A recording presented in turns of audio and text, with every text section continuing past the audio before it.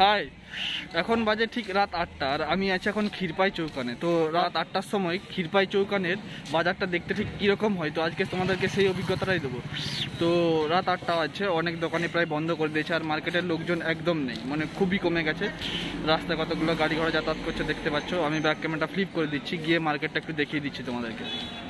তো আমরা ফুচকা খাবো, ফুচকা স্টল দেখতে পেয়েছি, ক্ষীরপায়ে ফুচকা। প্রায় 8টার সময় মার্কেট পুরো ফাঁকা দেখতে পাচ্ছ। একটু ফুচকা খেয়ে নেবো।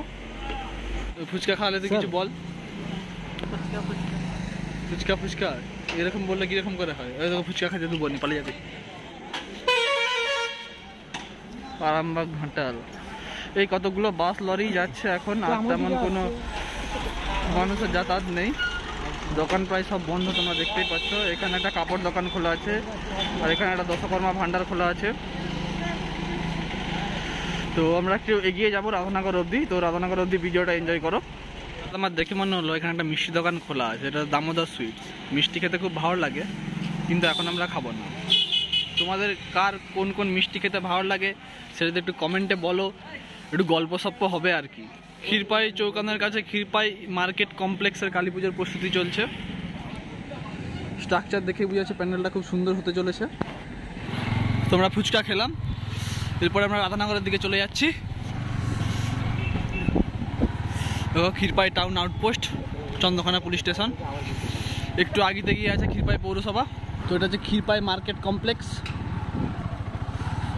আর ঠিক এর উল্টো দিকে আছে ক্ষীরপাই পৌরসভা। সব জায়গাতে খুবই শান্তশিষ্ট। অ্যাকচুয়ালি 8:30টার মতো বেজে গেছে তো টাইম, বুঝতেই পারছো। তো আমাদের ইচ্ছা হলো আমরা একটু কফি খাবো অনেকদিন পরে। সামনে জিজ্ঞাসা করলাম, বললো এই সামনে কোথাও একটা কফি পাওয়া যায়, সেটাই দেখবো। এটাতেই মনে হচ্ছে ছোটো রেস্টুরেন্ট। আগিতে নিজে রাখ। তো দোকানটাতে আমরা কফি খেয়ে নেবো। বলবো খুবই দুঃখ লাগলো। অনেকক্ষণ ধরে ভাবলাম কফি খাবো, কিন্তু এখানে এসে শুনলাম কফি শেষ। তো আমরা রাধানগর গিয়ে ট্রাই করবো, দেখা যাক। কফি খেতে এসে 2 মিনিট দাঁড়িয়েছি, তাই লাদেন তার গাড়ির কাঠি খুঁজে পাচ্ছেন। লজ্জা লাগা উচিত, এ কি ভীষণ লজ্জার ব্যাপার নাকি? ভীষণ লজ্জার ব্যাপার।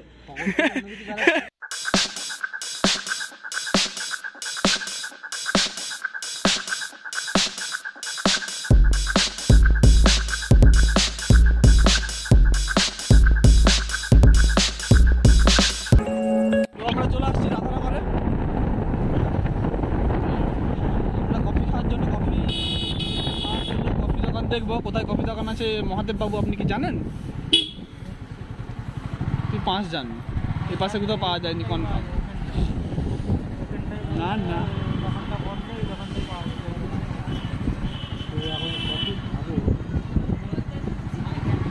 তাহলে পাল চলো আর কি বলবো। নাই কফি নাই। কফি চকলেট খেয়ে দেবো লাস্ট। না কফি নাই। চ বীরসিং মোড় চ। নাই মিষ্টি দোকানে কফি, জুতা দোকানে কফি।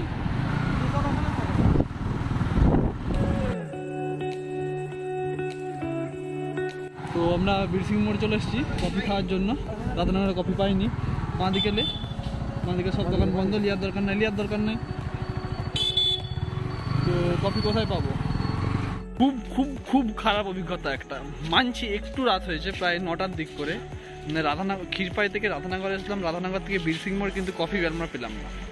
কি বলো, শীতকাল পড়ে গেছে। মানে বলছিলাম তো তোমাদেরকে আগে যে কফি খেতে খুব ইচ্ছা ছিল, কিন্তু কোথাও পেলাম না। চা খাওয়ার জন্য মানে পুরো রাধানগর বীরসিং প্রত্যেকটা চা দোকানে গিয়ে জিজ্ঞাসা করলাম, কারো কাছে চা পাওয়া যায় না। প্রায় 9:15 বাজছে এখন। সেই সময়তে এই অবস্থা শীতকাল, মানে বুঝতেই পারছো শীতটা কতটা জাঁকিয়ে পড়তে চলেছে, বা মানুষের মনের ভিতরে আগে থেকে প্রভাব ফেলে দিয়েছে যে 9টার পরে আর বেড়ানো যাবে না, সব বন্ধ করে দিয়ে ঘর পালি চলো। তো ফাইনালি আমরা এখানে কাটানের কাছে এসে একটা দোকানে আমরা চা পেলাম।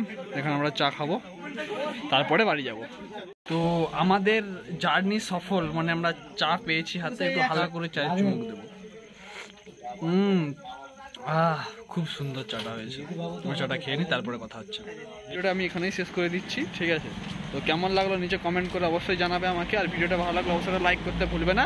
আর চ্যানেলে যদি প্রথমবার এসে থাকো অবশ্যই চ্যানেলটাকে সাবস্ক্রাইব করে রাখো, ঠিক আছে? তো দেখা হচ্ছে পরের ভিডিওতে। বাই।